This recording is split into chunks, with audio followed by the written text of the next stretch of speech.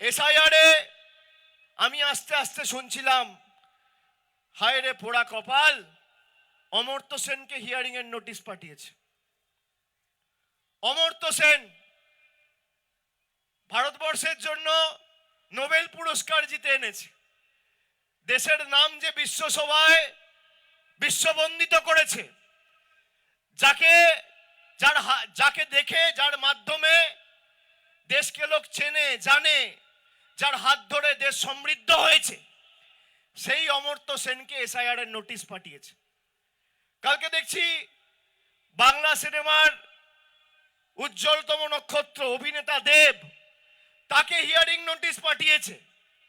মোহাম্মদ শামি, যে ওয়ার্ল্ড কাপে খেলে দেশের জন্য বিশ্বকাপ জিতেছে, তাকে এসআইআর এর নোটিশ পাঠিয়েছে। নোটিশ পাঠিয়ে আনম্যাপ করে দেওয়ার চক্রান্ত।